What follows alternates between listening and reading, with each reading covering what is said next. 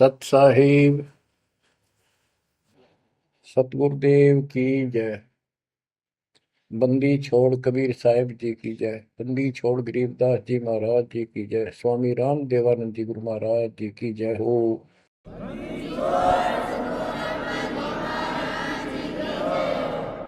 सर्व संतों की जय, सर्व भक्तों की जय, धर्मी पुरुषों की जय।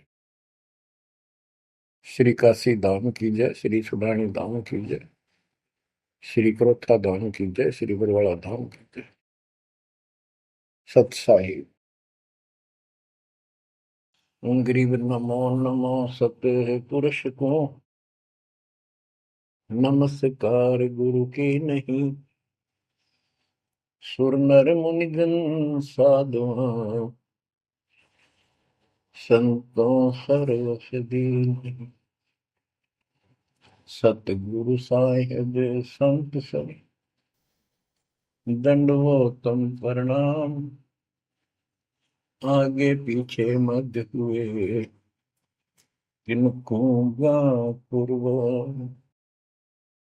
कबीर सतगुरु के उपदेश का सुनिया एक विचार। जय सतगुरु मिलते नहीं जाते नरक द्वार। नरक द्वार में दूत सब करते खेचातान। उनसे कभू नहीं छूटता फिरता चारों खाने। कबीर चार खानी में भरमता कबहू न लगता पार। सो फेरा सब मिट गया मेरे सतगुरु के उपकार। जय जय सतगुरु मेरे की जय जय सतगुरु मेरे की। सदा साहिबी सुख से वसियो अमरपुरी के डेरे की। जय जय सतगुरु मेरे की जय जय सतगुरु मेरे की। सदा साहिबी सुख से वसियो सतलोक के डेरे। निर्विकार निर्भय तू ही और सकल वैमान। जी साधो और सकल वैमान। सब पर तेरी साहिबी सब पर तेरी साहिबी। तुझ पर साहिब ना निर्विकार निर्भय। परमपिता परमात्मा कबीर परमेश्वर जी की असीम श्रद्धा से बच्चों आपको अमर कथा सच्चा ज्ञान सुनने को मिल रहा है। आपकी किस्मत परमाने अलग लेखनी से लिखी है, अलग आपका अकाउंट है जिस पर काल का कोई अधिकार नहीं है। बच्चों, परमात्मा का एक एक शब्द अपने को सत्य मानना होता है। या तो भक्ति पर लगो मत भोगो कष्ट।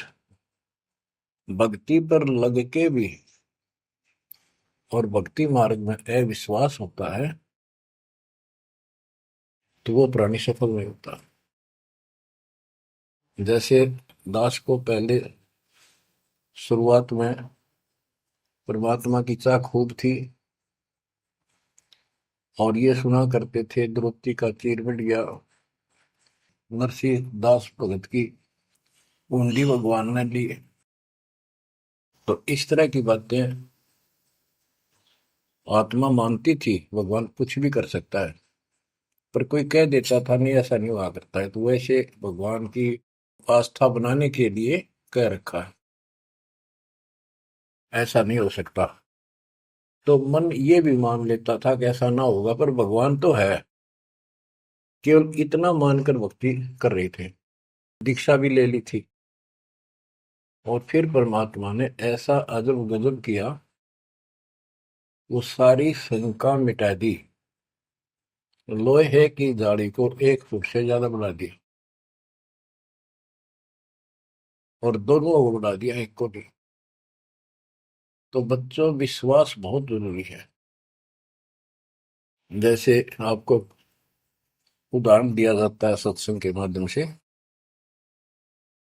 एक गांव के बाहर दो साधक साधना कर रहे थे। एक 40 साल से बैठा था, आयु 60 के आसपास हो चुकी थी। दूसरा 4 वर्ष से साधना करने लगा था, वो भी घर त्याग कर बाहर आश्रम बना रखा था। तो बच्चों, वैसे तो साधना दोनों की ही शास्त्र विरुद्ध थी। पिछले संस्कार से प्रेरणा इतनी प्रबल हो जाती है कि आत्मा भगवान की तरफ तड़प जाती है, उसको खोज के लिए निकल पड़ती है, और जैसा कोई मार्गदर्शन मिलता है उसी अनुसार अपना सारा जीवन कुर्बान कर देती है। उससे उसको कुछ तप मिल जाता है, बन जाता है, और कुछ सिद्धियां आनी शुरू हो जाती हैं। उससे उसका वह बोलबाला हो जाता है। फिर उसकी मृत्यु के बाद वह एक यादगार बना दी जाती है। वो नरभाग, आप तो नरक में गया, आने वाले उस गांव की कई पीढ़ियों को भी नरक भेजने का सामान तैयार कर गया। आने वाली पीढ़ियां उसी पर मत्था टेक टेक के उस कब्र पे, उसकी मूर्ति पे, और अपनी मनोकामना पूर्ण करवाती हैं। होता किसी का कुछ नहीं, पर वह भावना बन जाए, एकाधिका वैसे सूत बैठ जाए, दाव लग जाए, स्वाभाविक। जो भक्ति ना करते उनका भी हो जाता है, वो तो उसका संसार होता। और वो नियमित उसका कर देते थे, हम भी ऐसे ही थे। अब बताना चाहता दास, फिर भी विश्वास बहुत काम करता है। भगवान उसके नंबर देता है अलग से, तो उसकी भक्ति में आस्था अगले जन्म में भी बनी रहती है इस तरह की क्रियाओं से। जो आस्तिक और नास्तिक दोनों क्रिया करता है, वो घर का रहता ना घाट का। एक देवदूत आया करता था ऊपर से, विष्णु जी के लोक से, और वो आकर के उन दोनों भक्तों से काफी देर तक चर्चा परमात्मा की करता था। प्रश्न करते रहते थे, भगवान ठीक है, वहां की व्यवस्था कैसी है।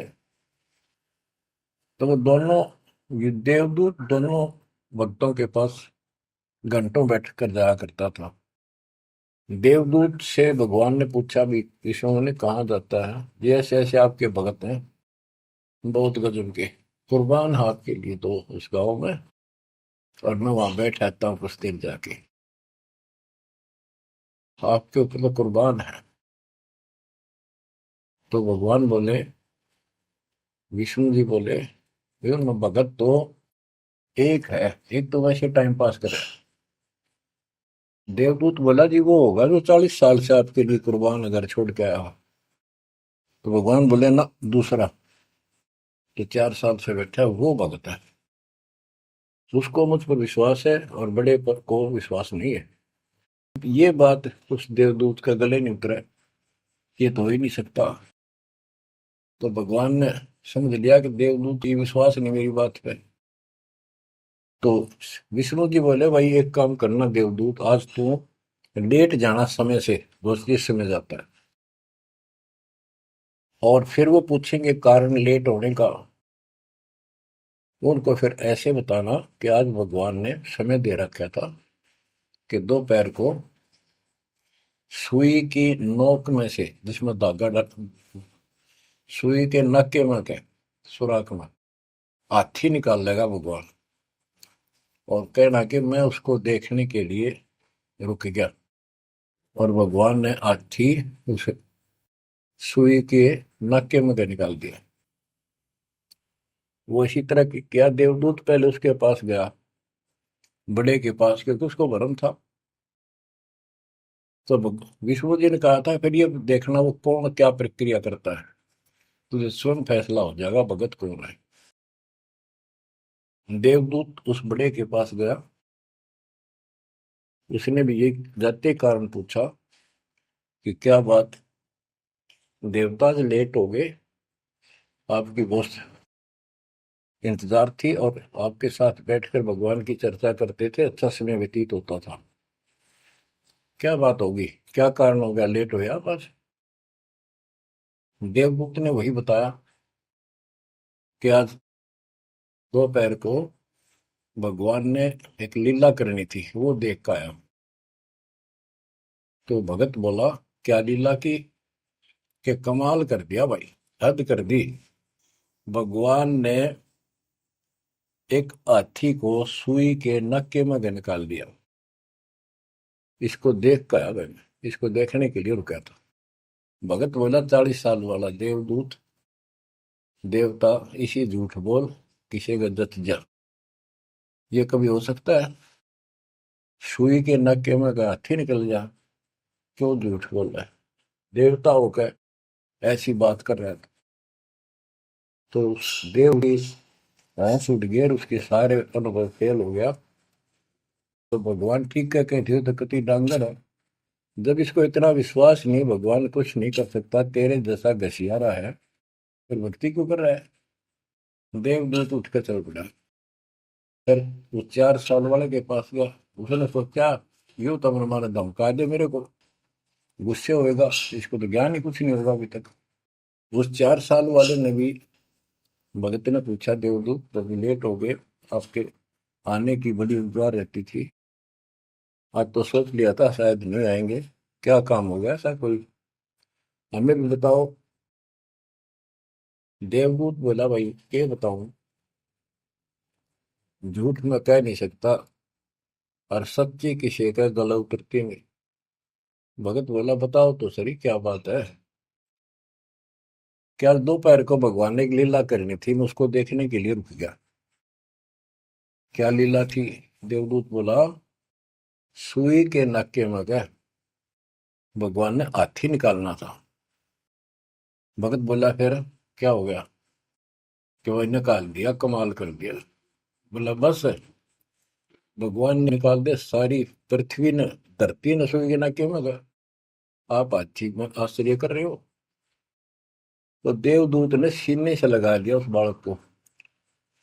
वो बोला, धन्य तेरे माता पिता जिससे जन्म हुआ। भक्ति कर विश्वास नहीं, तो खाक भक्ति है वो। कह कबीर सुनो भी साधो, मैं तो हूँ विश्वास में।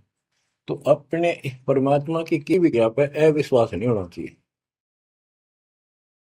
और ये धीरे धीरे आपके साथ भी परमात्मा ऐसी लीला करते रहेंगे और कर भी दी होगी।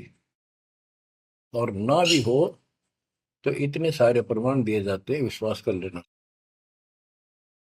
परमात्मा की भक्ति से दूर ना होना। बच्चों, आपको अजब गजब का ज्ञान दास बता रहा है, जो संत गरीबदास जी ने परमात्मा से प्राप्त हुआ। और ऐसा निर्णायक ज्ञान है, इसका रिजल्ट इस पूरी कथा का फिर बाद में आपको बहुत अच्छा निष्कर्ष मिलेगा। पार्वती जी शिव की पत्नी और 108 बार मर चुकी थी। 109वें जन्म में भी उसने शिव जी को ही पति बनाया। ये संस्कार था उनका। नारद मुनि ने एक दिन आके पार्वती जी को समझाया कि हे माता, भगवान शंकर जी के पास एक ऐसा मंत्र है जो आपको बता देना, उस नाम के जाप से आप अमर हो जाओगे। अन्यथा आप 108 बार मर चुके हो, और वो भगवान उसकी प्रमाण के लिए आपके शरों की खोपड़ी की माला बना रखी है। 108 है, गिन दिए।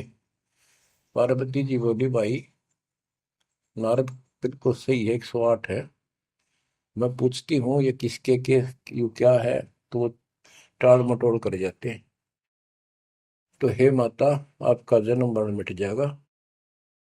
तो वो बोली, भाई ये मेरे बात समझ में नहीं आती कि शिव महाराज जी मेरे से कुछ नहीं छुपाते, और इसने ये कैसे छुपा रखा मंत्र मेरे से, मेरे से बहुत प्यार करते हैं। और बताते हैं तेरी मृत्यु के बाद मैं बहुत रोता था। तो नारद जी ने कहा, माता अभी तक आप उनको पति मानती हो, जिस दिन परमात्मा रूप देखोगी और उनको एक गुरु रूप में नम्र भाव से प्रश्न करोगी, कति अति नम्र होकर, तब ये गुप्त मंत्र आपको बताएगा। ये मंत्र शिव जी ने किसी को नहीं दिया आज तक, क्योंकि ऐसा किसी का लक है नहीं, ऐसा भाव किसी का है नहीं। तो आपको वो भाव बनाना पड़ेगा जिससे वो आपको ये अमर मंत्र दे दे। नारद कह के चला गया, पार्वती को बेचैनी होगी माता जी को। शिव जी जब घर आए और दिनों तो वो दूसरे ढंग से बात करा करती, क्योंकि पत्नी बराबर का हकदार होती है, हिस्सेदार होती है।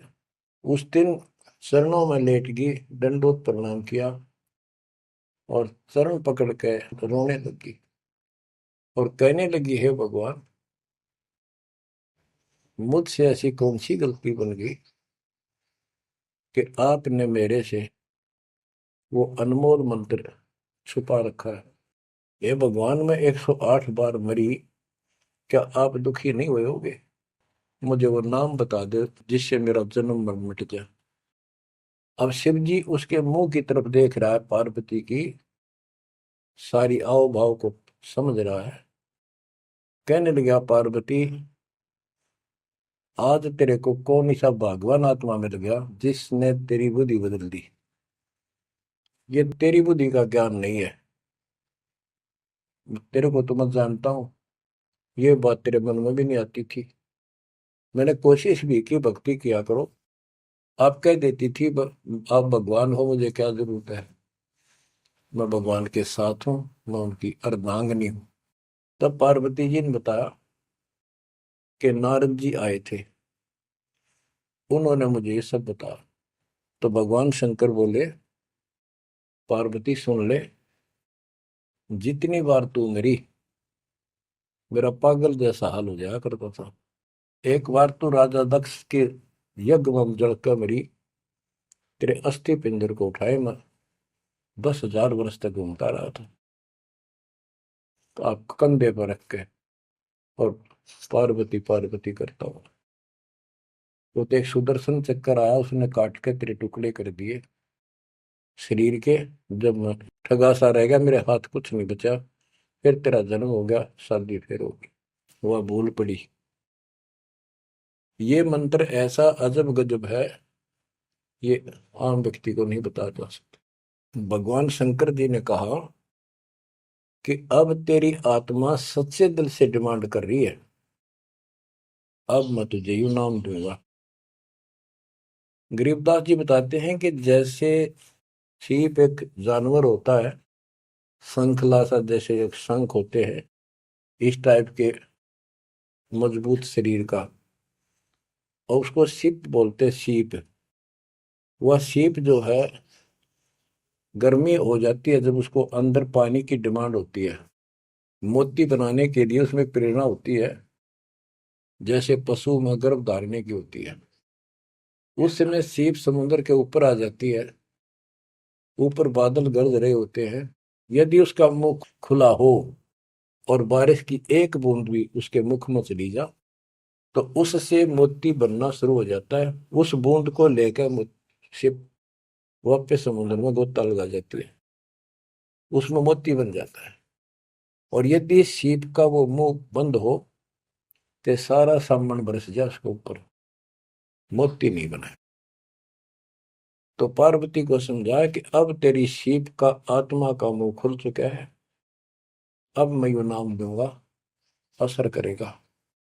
और पहले तेरी सीप आत्मा का मुंह बंद था, इसलिए ये उन्मोद मंत्र ऐसे व्यर्थ नहीं कर सकता था। फिर कहा कि चलो, सुबह सुबह एकांत स्थान पर पहुंच गए। वहां एक सूखा वृक्ष था, पत्ते भी नहीं थे, उसके नीचे बैठ गए और बच्चों वहां पर दोनों हाथों की ताली बजाई, तो आसपास के पक्षी उड़कर भाज गए, इतना शोर हुआ। और जो अंडे थे वो बच्चे बढ़ के उड़ गए। उसी वृक्ष की खोगड़ में एक खोखले स्थान पर तोते के अंडे थे। वो जो अंडे थे उस स्वस्थ अंडे तो बच्चे बढ़ के उड़ गए। अस्वस्थ था एक अंडा, कति खराब हो गया था, गंदा हो गया था, वो वहीं रह गया। भगवान शंकर को पता नहीं था कि इसमें कोई तोते के बच्चे भी हैं, अंडे भी हैं। उनको मालूम था कि अंडे भी होंगे तो बच्चे बनकर जा चुके होंगे। अब बच्चों, बहुत सी कहानी इस एक ही कथा से आपको समझ में आएगी। जैसे ये क्या करते हैं, भक्ति ना करके मृत्यु के प्राप्त हो जाते हैं, फिर क्या करते हो, अस्थियों को उठाते हैं, जड़ी हुई हड्डियों को, उनको उठाकर गंगा में बहा के आते हैं। उनका उद्देश्य तो ये होता है कि इसको इतने गहरे पानी में डाल दे कि जो व्यक्ति मर जाता है, स्त्री या पुरुष, जब वो प्रेत बन जाता है तो अपने घर आता है। घर में वो अपने बॉडी को खोजता है, फिर वो जाता है शमशान घाट पे। उसको एहसास होता है कि ये ताजा ताजा जो फूके गए हैं ये तेरी हड्डी है। उन हड्डियों को अपनी मान कर उनके चिपक जाता है भूत, और फिर कभी घर और कभी उन हड्डियों के पास वहां चक्कर काटता रहता है और परिवार वालों को तंग करता है। तो क्या कर, इसीलिए उसको उन हड्डियों समेत उठाकर उसने इसी जगह डालते हैं, उसको भेदा नहीं लगता और वो भटक भटक के चला जाता है। तो बच्चों, अब हमने न तो ये क्रिया करनी क्योंकि हम भूत बनाए को नहीं, हमारी सच्ची भक्ति है और उससे कोई समाधान नहीं हो जाता। तो इसी प्रकार तो दास बताना चाहता है कि मरने के बाद भी उन हड्डियों को भी वो जीव अपना मान रहा था कि मेरी है, उनके चिपक जाता है। इसी प्रकार जो गंदा अंडा हो गया था, वो आत्मा उसका चिपकी हुई थी कि मेरा है। हालांकि वो कति खत्म हो चुका था, कुछ दिनों में उसकी वो सूख जाता, खत्म हो जाता, फिर वो उसको छोड़कर चलती। तो वो आत्मा उसके साथ चिपकी हुई थी। उधर से पार्वती जी को कथा सुनाना शुरू कर दिया, अमर कथा सुनाई। क्योंकि गरीबदास जी कहते हैं, कबीर साहब ने बताया, हम बैरागी ब्रह्मपद सन्यासी महादेव, सोहम मंत्र दिया शिव जी को, वो करे हमारी सेव। तो कबीर साहब ने इन सब को यो अमर ज्ञान सुनाया था, सतलोक वाला, सृष्टि रचना सब सुनाई। भगवान ऐसा है, भगवान ऊपर है, भगवान ऐसा है, वो सबका मालिक है। जब तो मान ली, प्रथम नाम एक ले लिया, किसी को ओम दे दिया, किसी को सोम दे दिया, किसी को श्रीयम हरियम दे दिया, किसी को किलियम। इस तरह इनको अपना बनाया परमात्मा ने।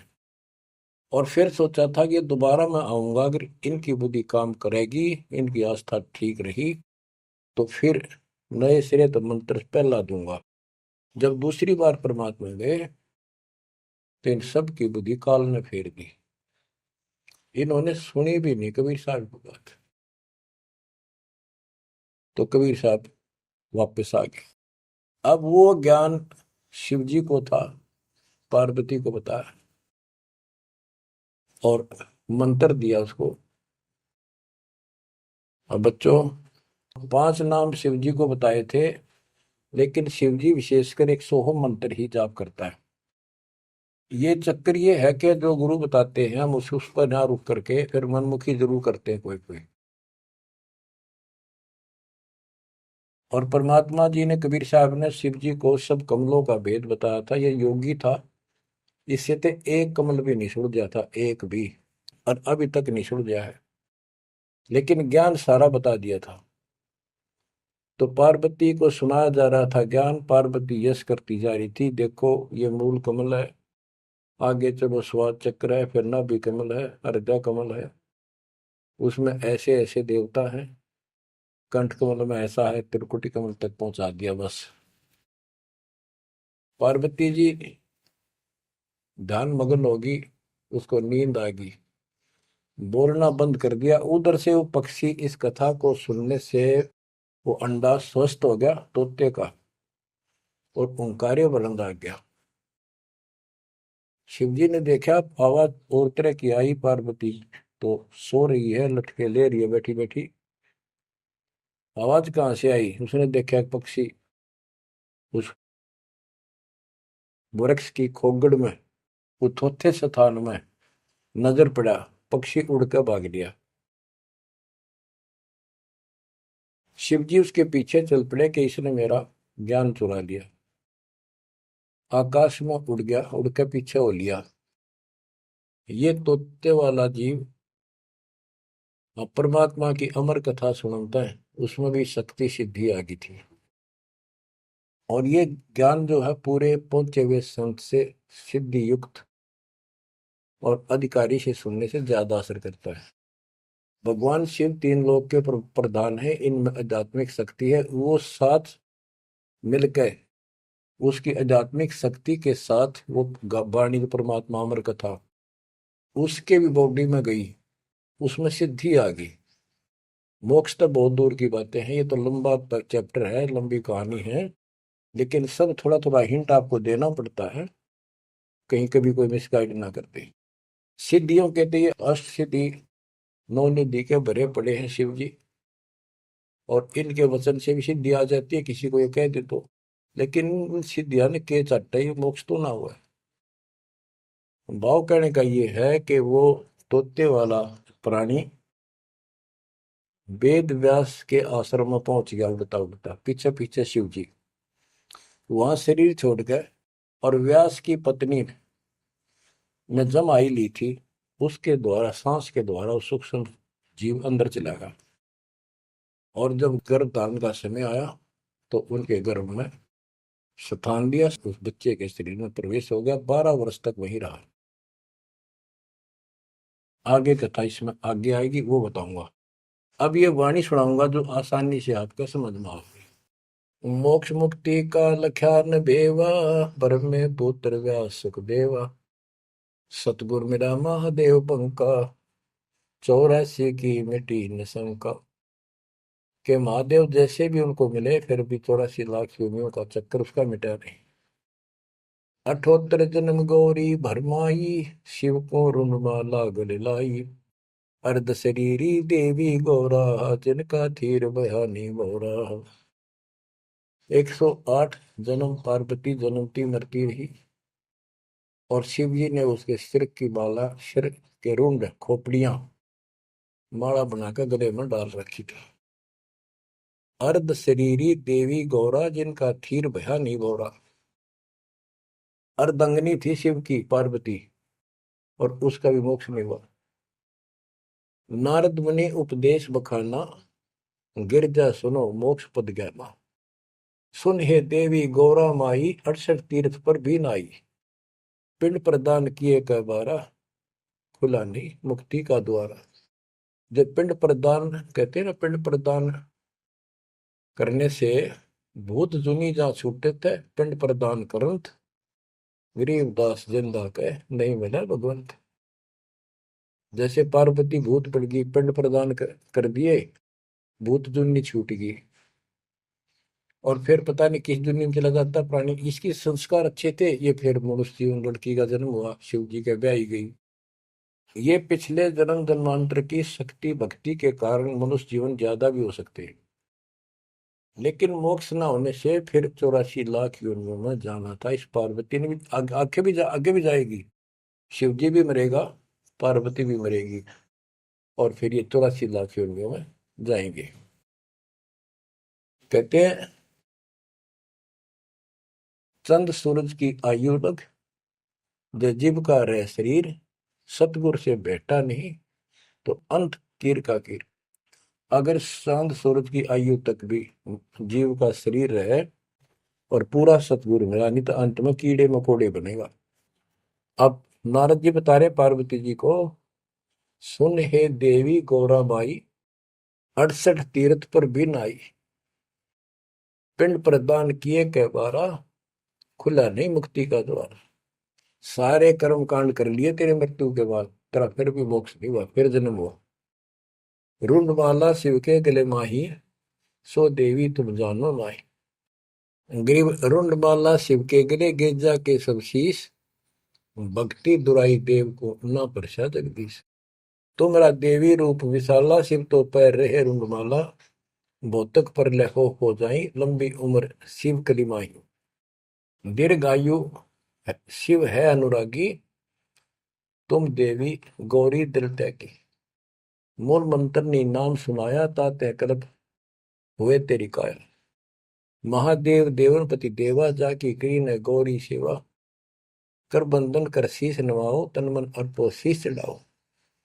शिव है मोक्ष मुक्ति के दाता, तो से भेद कहूं गौरी माता। चरण गहो चिंतामणि केरा, ताते प्राण अभय हो तेरा। कमल रूप देवी दिल की न्या, नारद मुनि उपदेशी चीन्या।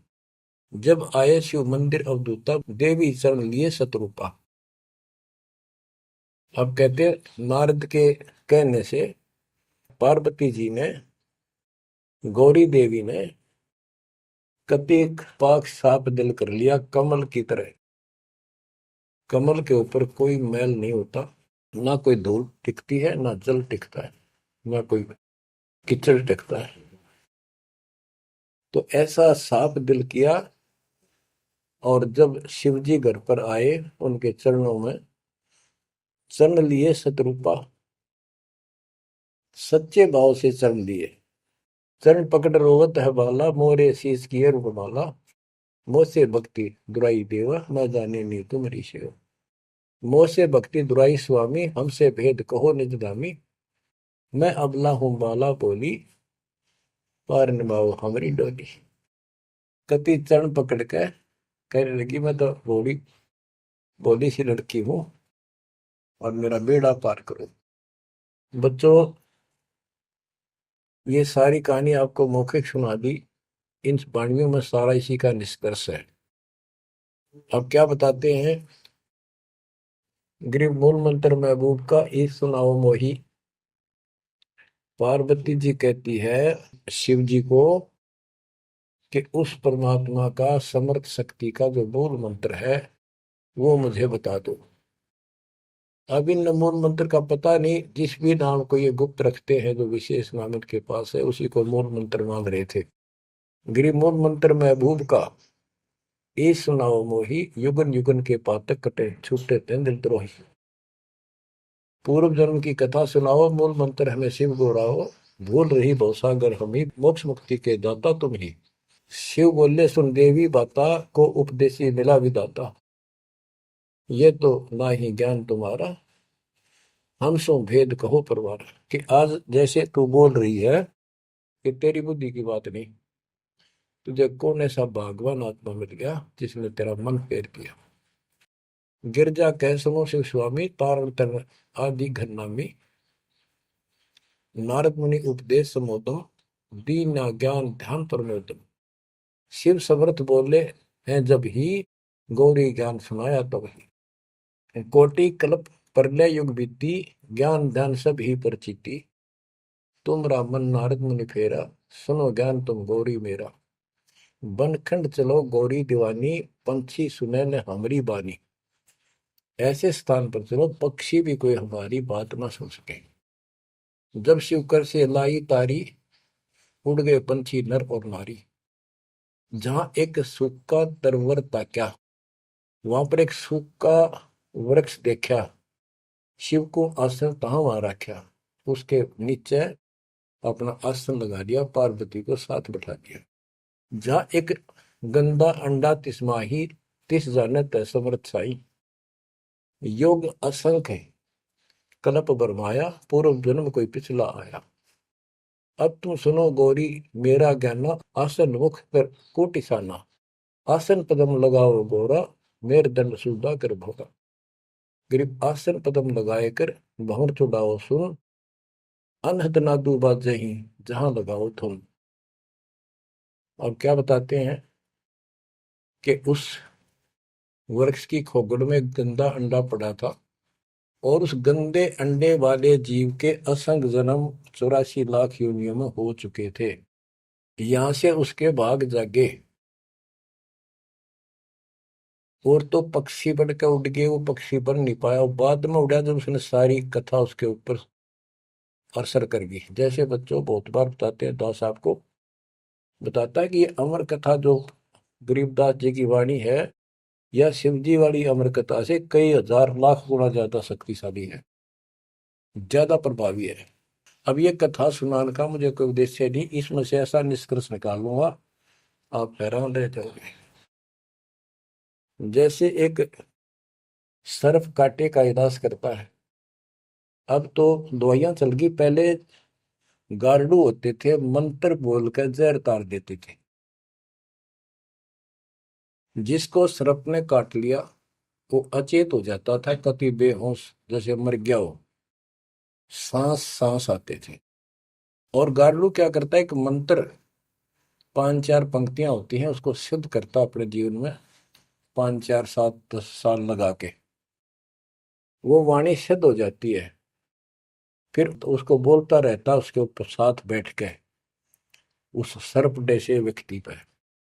उस समय वो सर्प जैसा व्यक्ति अचेत होता है, ना वाणी सुन रहा है ना उसको समझ रहा है इसका अर्थ क्या है। तो कुछ समय के बाद वो उस वाणी के प्रभाव से उस शरीर का विष खत्म हो जाता है और वो व्यक्ति जीवित हो जाता, सचेत हो जाता है। इसी प्रकार बच्चों, परमात्मा की अमर कथा जितना जिस जो सक्षम है उसके मुख से जिस सुनी जाती है, तो उस सत्र का उसको लाभ अवश्य मिलता है। तो ये गंदा अंडा था, इसके साथ जीव चिपका हुआ था। ये गंदा अंडा ना सुन सका था, ना बोल सका था, ना वो कह क्या रहा है शिव जी वो समझ सका था। और उस वाणी के बोलने से वो अंडा भी स्वस्थ हो गया, उसमें बच्चा भी बन गया, उसका पांख भी जाम आई और वो उड़कर भाग भी गया। इसी प्रकार जो आज मानव के ऊपर रहम हुआ है, गरीबदास महाराज जी की अमरवाणी इससे भी ज्यादा स्ट्रोंग है। और ये अब दास के बुक से चला करेंगी अखंड पाठों में, आसपास के पक्षियों पर भी असर करेगी। आसपास के पशु पक्षी जीव जंतु पेड़ पौधों सब का ऊपर ऐसे असर करेगी जैसे इस पर किया था। और ये सब धीरे धीरे यहाँ से शरीर छोड़ते जाएंगे और मनुष्य जीवन पाते जाएंगे।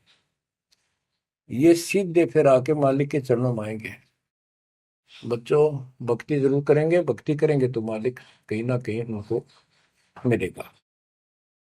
अब मैं सुखदेव ऋषि की बुक सुनाता हूँ, पार्वती का तो दिया। अब एक बात विचार करो कि जहां पार्वती जी को मंत्र मिला, अमर मंत्र मिला, वो नाम मिला भक्ति करने का, यानी वो शिष्या भई, तो वो स्थान पार्वती के लिए तो अमरनाथ हो सका है। ये जो वहां आजकल जावे हैं मत्था टेकन देखन दर्शन कर, उनके लिए अमरनाथ नहीं है वो। अब जैसे आपने जिस भी आश्रम नाम दान केंद्र पे या कहीं भी दास से दीक्षा ली है, आपका वो स्थान अमरनाथ है। लेकिन उस स्थान से कुछ नहीं लेना देना, मोक्ष नाम से होगा। तो बच्चों, उस स्थान से मोक्ष नहीं है, वो स्थान तो आपको जिंदगी भर याद रहेगा, मुझे वहां दीक्षा मिली थी, बस इतनी बात है। और ये अमर ज्ञान मुझे प्राप्त हुआ था। लेकिन मुक्ति नाम से होगी। और जो बोले आत्मा इतने ऊंचे पहाड़ों पर जाते हैं दर्शन करके आवांगे। अब विचार करो,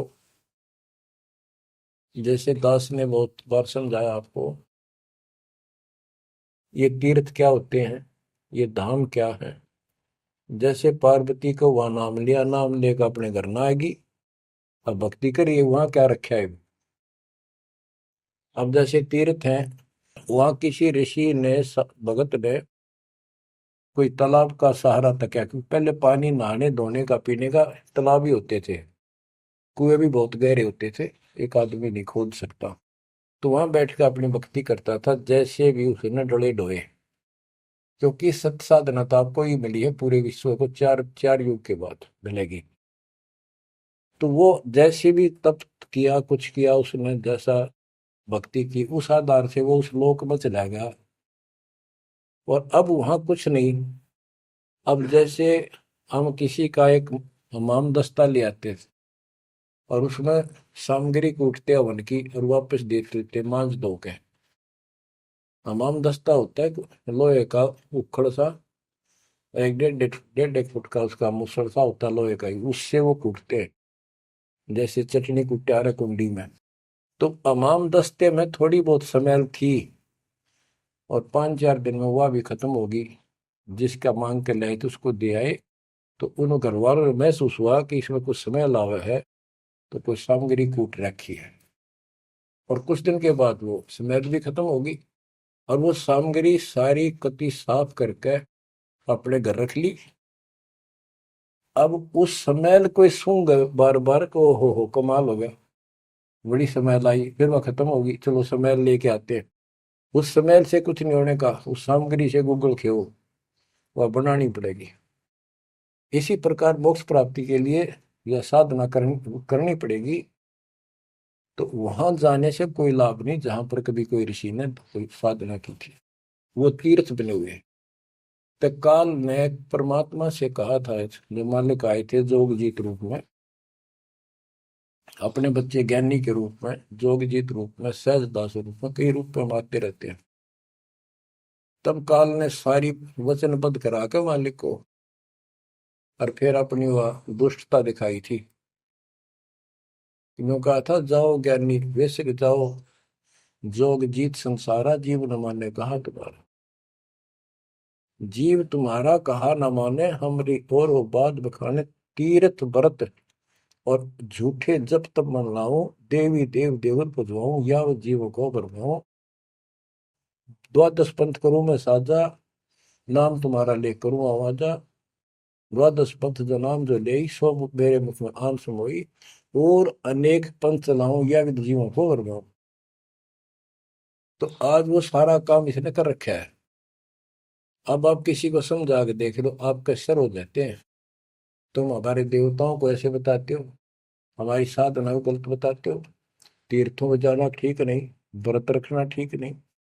तो काल ने बोल रखा था कि हमारी ओर हो बाद बखाने, हमारी ओर हमारा तरफ पक्ष लेकर के वाद विवाद किया करेंगे। अब बच्चों,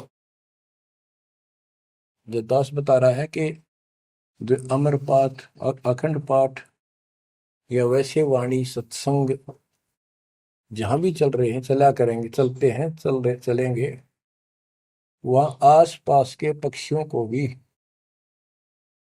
इसका राहत मिलेगी। और जैसे सुखदेव ऋषि, सुखदेव व्यास जी की पत्नी के पेट में समा गया, गर्भ में, उसके बाद 12 वर्ष तक गर्भ में रहा।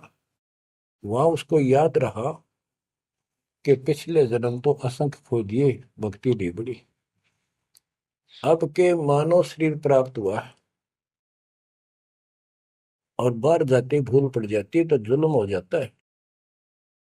इस डर के मारे गर्भ से बाहर लिया। 12 वर्ष बीत गए, ब्रह्मा विष्णु महेश को टेंशन हुई, ये तीनों आ गए। इन्होंने कहा कि सुखदेव बाहर आओ, 12 वर्ष तक गर्भ में ठीक नहीं, हमारी मर्यादा खत्म होती है। 9 महीने भी माताएं गर्भ में बच्चा रखती है, बहुत परेशान हो जाती है, और 12-12 वर्ष रक्षा करेंगी, ये गलत परंपरा डलती है, आप ऐसा ना करो, बाहर आओ। तो सुखदेव ऋषि ने कहा कि हे परवरदिगारो, हे भगवानो, अब मुझे ज्ञान हो गया, बाहर आती है आपकी माया, यह त्रिगुणमयी माया हमें अचेत कर देती है, सब बुला देती है, इस माया में रोक दो, फिर मैं बाहर आऊं। इन्होंने कहा भाई ज्यादा हम भी नहीं रोक सकते, ये हमारे से भी बहुत ज्यादा प्रबल है, हमारे बस की बात नहीं है, बस कुछ सेकंड के लिए रोक सकते हैं। तब उसने कहा जी कुछ सेकंड के लिए रोक दो। तो कुछ क्षण के लिए रोकी, इतना में सुखदेव बाहर आया। तो उसको भक्ति की प्रेरणा बनी रही, भगवान की याद रही। उसी समय 9 नाथ 84 सिद्ध, यानी 93 बच्चे और लड़के पैदा हुए, ऐसा इत्तेफाक था, संस्कार था उनका। उनको भी ये बातें याद रही, उनमें से 9 तो नाथ बन गए। और 84 सिद्ध कहलाए। उन्होंने भक्ति की प्रेरणा बन गई बचपन से ही, मालिक की याद बनी रही। लेकिन सच्चा सतगुरु ना मिलने से ये भी डले डोए। अब बच्चों ज्ञान पूरा आ चुका है और वो ठीक का समय आ गया है। गुरु पूरा, ज्ञान पूरा, भगवान पूरा। तो अब जो ये वाणी चले हैं और दास के मुख से चला करेगी, ये कत्युत मस्तार देंगी। काल के पता नहीं कितने जुगाड़ को तोड़ेंगी, कितने जीवों का उद्धार बनेगा। मनुष्य का तो कहना ही क्या, डांगर डोर पशु पक्षी कीड़े मकोड़ों को भी सहारा मिलेगा इसका। ये इन पुराणों से कथा है और ये आपके सामने सच्चाई किस तरह है। अब तो सुखदेव ऋषि जब बाहर आया, उड़ कर चल पड़ा वहां से। पिता ने कहा बेटा, व्यास जी ने कहा पुत्र, एक बार शकल तो दिखा दे। 12 वर्ष इंतजार की, पुत्र होगा। तब उसने कहा एक लेवा दूतम, कोई किसी का पिता नहीं पूछतम। पिताजी पता नहीं कितनी बार तू मेरा पिता बन लिया, पता ना कितनी बार मैं तेरा पिता बन लिया। अब मुझे समझ में आ गई है, मैं आपकी तरफ देखूं नहीं, मेरा मोह बन जाएगा। ये छूत की बीमारी है, ये मोह। ये विस्तार से फिर कभी बताएंगे। और ये हम आप लावा जाने का, लेकिन ये उसकी गलती थी। ज्ञान ना होने से इसने इतना ही समझ थी जो कि वो उस समय गलती कर गया। चलो जो भी इसकी सोच थी, उस आधार से ये वहां से चल पड़ा। पिता पीछे पीछे मोह में दूर तक गया, वहां से आकाश में उड़ गया, अंतर ध्यान हो गया। आगे जाकर फिर प्रकट हो गया अपने और नाल, जो बच्चे की नाभि से, माँ की नाभि से चिपकी होती है, वह गेल बाहर आकर टूट गई, टूट कर बाहर आ गई। वो बाद में काटा करते हुए बिना कटवाई कंधे पर घेर कर उठ गया, आगे काटूंगा। अब आकाश में उड़न की सिद्धि उसमें उस मंत्र से आ गई, वो अमर कथा से। अमर कथा में शिव जी ने पूर्ण परमात्मा की महिमा बताई, जो कबीर साहब ने उसको सुना रखी थी। इसमें काफी प्रकरण है, अब इतना समय नहीं जो मैं वो शायरी बताऊंगा आपको। कभी परमात्मा ने दया की बड़ी जेल में, फिर उनको विस्तार से समझाया करेंगे। तो कहने का भाव ये है कि सुखदेव ऋषि को अभिमान हो गया कि मैं बहुत बड़ा सिद्ध पुरुष हूं, आकाश में उड़ जाता हूं। तो बच्चों स्वर्ग में जाने लग गया, और स्वर्ग के देवता ऋषि महर्षि सब उसको, उसकी जो है ना पूरी वो करें, सम्मान करें, उसकी आरती तारे कि बड़ा धन भाग है तेरे, बड़ी सिद्धि प्राप्त कर ली। इन इतना पता सिद्धि आएगा, और जन्म से ही छोटी उम्र में आपको इतना कुछ प्राप्त हो गया, आप तो बड़े पहुंचे हुए हो। तो सब उसकी खूब अच्छी तरह प्यार रखे, महिमा गाओ। एक दिन उसको, उसने स्वर्ग में जाने की इच्छा व्यक्त की विष्णु जी के लोक में। वहां उसको इसलिए नहीं जाने दिया कि उसका गुरु नहीं था। विष्णु जी तक बात गई। विष्णु जी ने पूछा कि हे ऋषि जी, आपने गुरु नहीं बना रखा? अगर नहीं, गुरु की क्या आवश्यकता है महाराज, ये गुरु बना रहे वो नहीं आ पाए और मैं बिना गुरु के आ गया। विष्णु भगवान बोले ठीक है, वो अलग बात है, या वही रह सकता जो पहले गुरु बनाओ। फिर एक बीमारी और, अहंकार के मेरे बराबर पृथ्वी पर कोई गुरु नहीं, मैं बाल ब्रह्मचारी, वहां कोई ऐसा संत नहीं, मैं बनाऊं गुरु किसको? विष्णु जी ने कहा कि राजा जनक मेरे परम भक्त है, आप उनसे दीक्षा लो। यूं कह के विष्णु जी चले गए, उसको बाहर निकाल दिया पार्षदों ने। वो स्वर्ग में आए, वहां सारी कथा बताई। फिर अन्य स्वर्ग, कोमर स्वर्ग, फिर ऋषियों के पास आए नीचे, उनको बताया। तो सब ने कहा कि सुखदेव बहुत बड़ी गलती कर रखी है, गुरु नहीं बनाएगा, गुरु नहीं बनाएगा तो गधा बनेगा। तो पिछले जन्मों में उसको एकदम वो रील सी चल गई कि मैं कभी गधा बना था एक बार, और अंधा हो गया, स्वामी ने छोड़ दिया, कुमार ने, और मैं भटकता भटकता इन नाले में फंस गया। मेरा पुली बना ली लोगों ने, आन जान लागे। मैंने कहा नहीं, भटक के भूखा मर के, भूखा होकर तो मरा, प्राण निकले। उस भय से उसको चिंता बनी। फिर अपने पिता के पास वापस आता है। व्यास जी देख के बड़े खुश हुए कि बेटा आ गया। सारी बात पूछी तो सारी अपनी समस्या बताई पिताजी के सामने। पिताजी ऐसे ऐसे बात है, भगवान ने कहा कि राजा जनक को गुरु बनाओ। तो व्यास जी, क्योंकि जितने भी महापुरुष है वो एक सुर में बोलते हैं, उनको इतना ज्ञान तो है, गुरु बिन बात नहीं बनती। उसने विशेष ज्ञान तो सुना नहीं था, वो बैटरी चार्ज होगी, उसने उड़ा उड़ा फिर था, उससे ज्ञान था ही नहीं इसको। तो व्यास जी बोले, रे बेटा, मैं तो खुश था, चलो बेटा ना मेरे पास आया, पर यूं चर्चा तो चल रही है व्यास का बेटा इतना पहुंचा हुआ है, अब तने गुरु नहीं बना रखे, मैं तो तुम्हें कमाल कर दिया। तो दो कोडी का जीव नहीं, कल नहीं ये तेरा प्राण छूट जाएंगे या बैटरी खत्म हो जाएगी और नरक में जाएगा बेटा। गुरु बिन बात पड़ती है।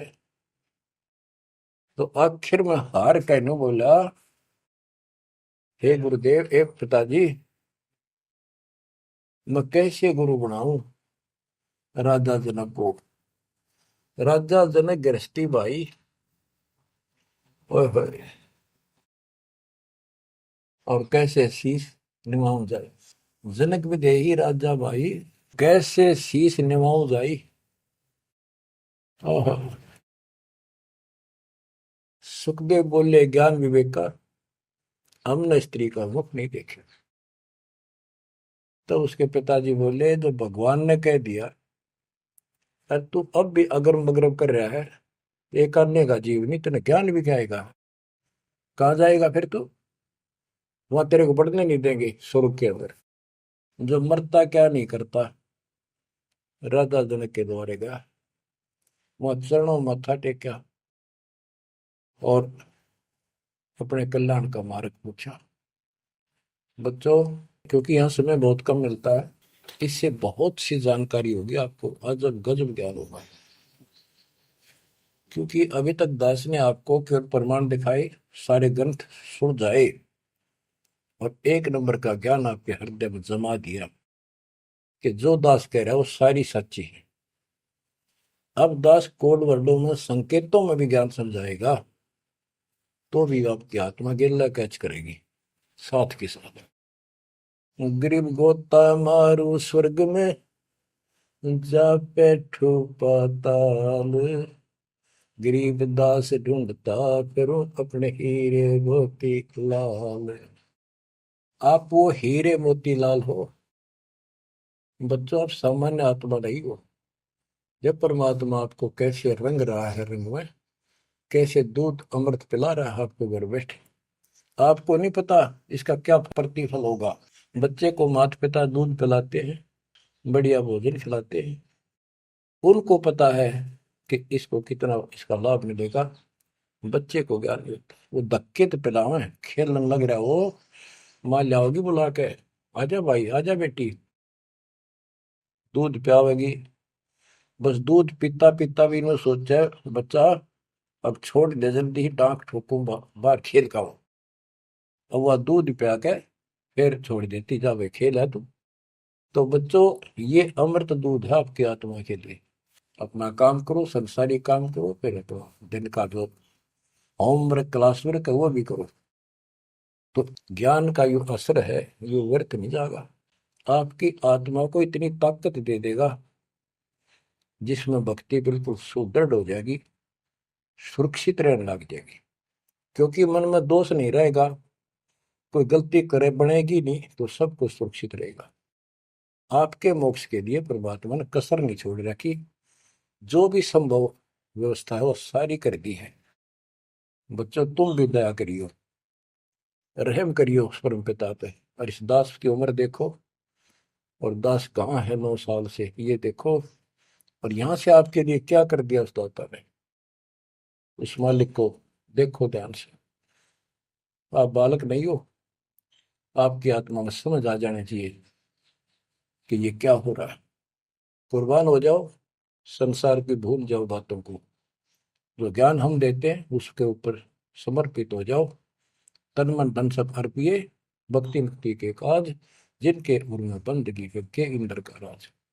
बच्चों, इंद्रिय कर्म न लग लगार, जो भजन करे निर्दुंदरे, गरीबदास जग कीर्ति होगी, जब लग सूरज चंद्रे, जब लग सूरज चंद्रे।